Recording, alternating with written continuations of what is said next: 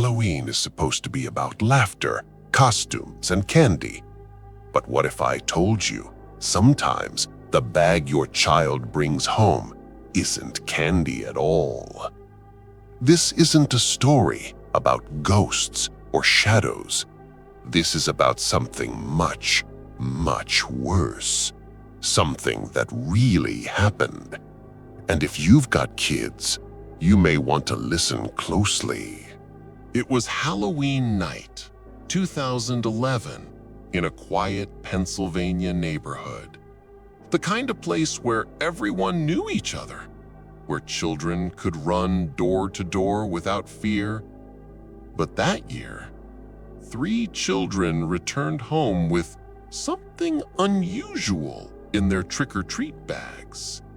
Their parents thought it was just another prank, until they looked closer. Instead of candy, one bag contained a tiny skeleton. Fragile, detailed, every bone perfectly formed. At first, the parents thought it was just a cheap Halloween toy. But the wheat was wrong. The texture was wrong. It wasn't plastic. It wasn't rubber. It was bone. They rushed to the police. Tests were run, and the results came back clear. These weren't toys. These tiny skeletons had been carved out of human bone. Bone belonging to children. And here's the part no one talks about. Each skeleton was missing a rib.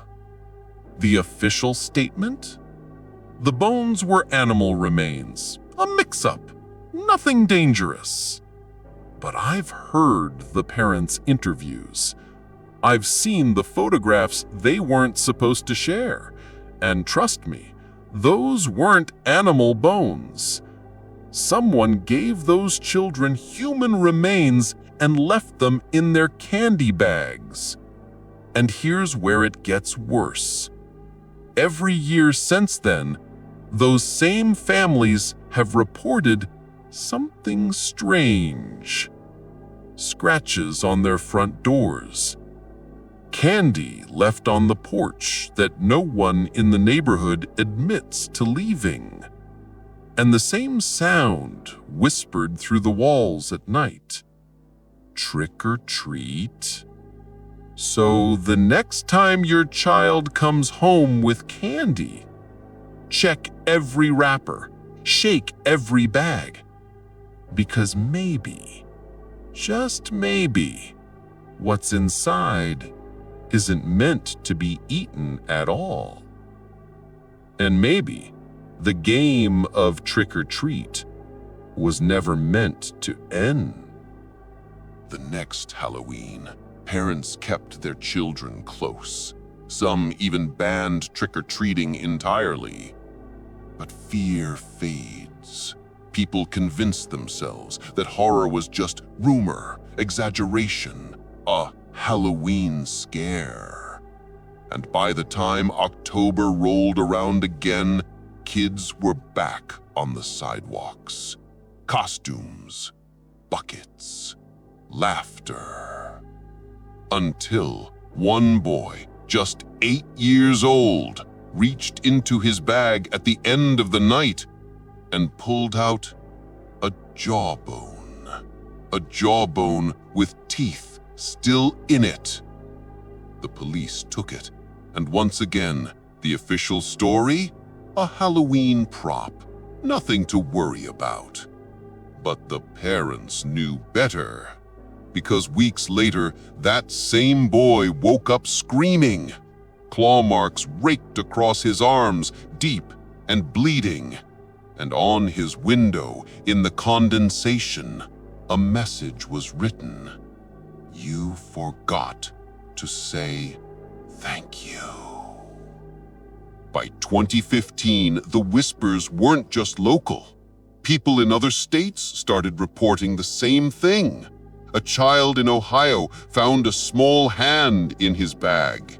A girl in Virginia found nail bones in hers. And every time the police dismissed it, a prank, a hoax, kids lying for attention. But how do children across states invent the same nightmare? And how do they all describe the same thing? A tall figure in a mask following just behind them, silent, slipping something into their bag when they weren't looking. There's a pattern here. Every child who received the wrong candy lived on a street with at least one missing child case in the past 20 years. Coincidence? Or is Halloween being used for something else? Think about it.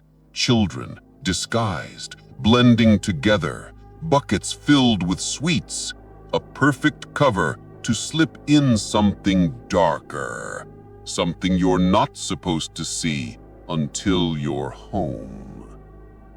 Some believe these bones aren't random, that they're trophies taken from the children who vanished. Others whisper about rituals, that every rib, every tooth, every bone shard placed in a candy bag is part of a collection, and that the collector is still out there. And here's the most chilling part. Each family who found something unnatural swears they later heard knocking at the door. Always 3 knocks, always after midnight. When they opened the door, no one was there. Just a single, empty trick-or-treat bag, waiting.